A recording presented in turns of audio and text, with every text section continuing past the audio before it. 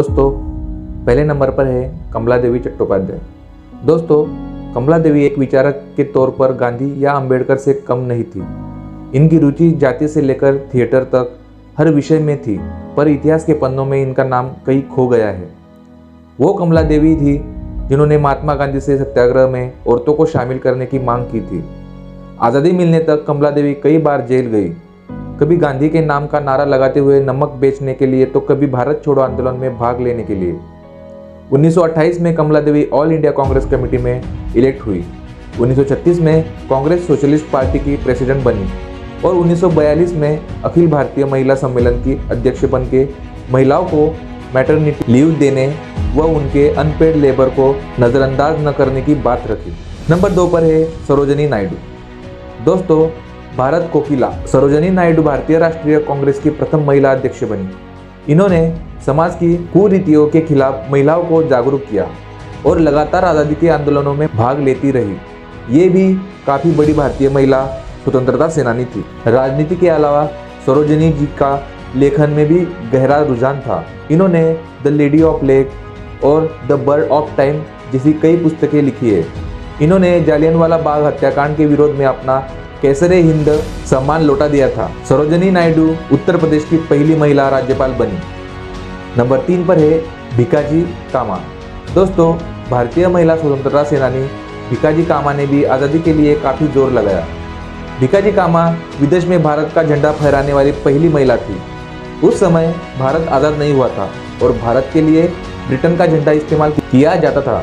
Madam कामा को ये बात गवारा नहीं था, इसलिए उन्होंने खुद भारत के लिए एक तिरंगा तैयार किया और उसे फहराया। भिकाजी 33 वर्ष अपनी बीमारी के चलते भारत से दूर रही, पर दूर होकर भी उनका आज़ादी का सपना कायम रहा। वे यूरोप के अलग अलग देशों में जाके भारत की स्वतंत्रता के नारे लगाती रही। इन्होंने पेरिस इंडियन सोसाइटी की स्थापना की और उसने अपनी क्रांतिकारी मैगजीन वंदे मातरम निकाली। नंबर 4 पर है एनी बेजेंट। दोस्तों, यूँ तो एनी बेजेंट का जन्म लंदन में हुआ था, पर 1893 में भारत आने के बाद वे यही की होकर रह गई। बेजेंट साल 1917 में भारतीय राष्ट्रीय कांग्रेस की अध्यक्ष भी रही।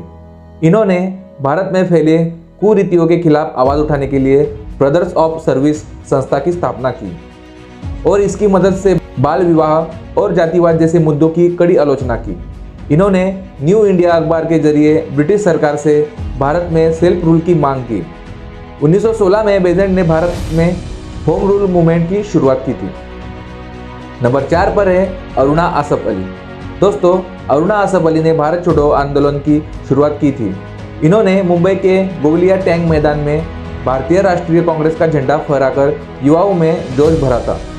1930 के नमक सत्याग्रह के दौरान अरुणा ने भरी सभाओं को संबोधित किया, जिसके बाद वे जेल भी गई थी। 1932 में जेल में रहते हुए उन्होंने कैदियों के साथ हो रहे बुरे बर्ताव के विरोध में भूख हड़ताल कर डाली। अरुणा को भारतीय स्वतंत्रता संग्राम की ग्रैंड ओल्ड लेडी भी कहा जाता है। नंबर 6 पर है सुचिता कृपलानी। दोस्तों, सुचिता कृपलानी एक पक्की गांधीवादी महिला थी। इन्होंने कांग्रेस में महिला विंग की स्थापना की थी। सुचिता ने भारत छोड़ो आंदोलन में अपना भरपूर योगदान दिया और गांधी जी की गैर हाजिरी में अहिंसा का मोर्चा संभाला। इन्हें गिरफ्तार कर लिया गया और 1945 तक जेल में रखा गया। इनका योगदान इतना मुखर था कि 1946 में इन्हें संविधान सभा का सदस्य चुन लिया गया।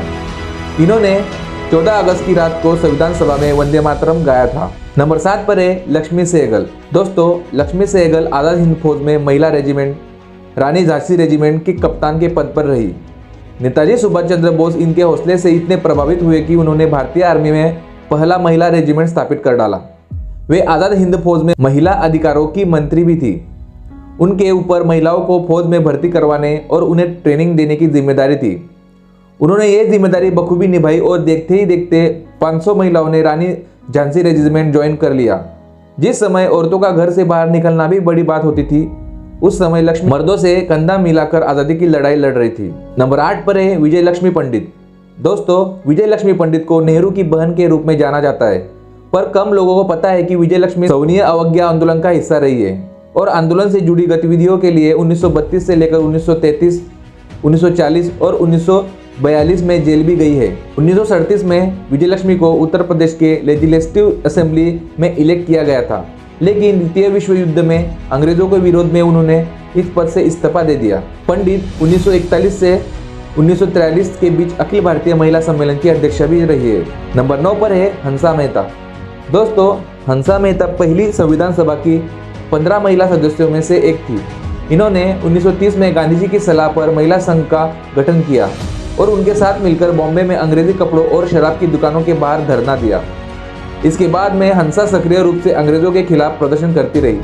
वे बॉम्बे कांग्रेस कमेटी की अध्यक्षा भी चुनी गई और 1932 में हरिजन सेवक संघ की उपाध्यक्ष भी बना दी गई। 1937 में चुनाव जीतकर हंसा ने बॉम्बे परिषद के शिक्षा एवं स्वास्थ्य विभाग के सचिव का पद संभाला। उनकी देखरेख में शिक्षा नीति में कई जरूरी बदलाव आए। नंबर 10 पर है मातंगिनी हाजरा। दोस्तों, मातंगिनी हाजरा भारतीय स्वतंत्रता आंदोलन का तब तक हिस्सा रही जब तक ब्रिटिश भारतीय पुलिस ने उन्हें मार नहीं गिराया। पुलिस ने इन्हें तमलुक पुलिस स्टेशन के सामने गोली मारी, जिससे उनकी मृत्यु हो गई। मातंगिनी भारत छोड़ो आंदोलन के तहत पुलिस स्टेशन पर कब्जा करने निकली थी। उस वक्त उनकी उम्र 71 वर्ष थी। कहा जाता है कि इन्होंने अंतिम सांस तक वंदे मातरम का नारा लगाया। दोस्तों, ये सभी भारतीय महिला स्वतंत्रता सेनानी जिन्होंने अपने देश के लिए जो कुछ भी उनसे बन पाया सब किया। ऐसे सभी महिलाओं को और हमारे भारत देश को स्वतंत्र करने में जिन जिन का योगदान है उन्हें मेरा शत शत प्रणाम। जय हिंद। दोस्तों, वीडियो कैसे लगा कमेंट बॉक्स में जरूर बताइए और ऐसे नए नए वीडियो देखने के लिए चैनल को सब्सक्राइब करना ना भूलें। धन्यवाद।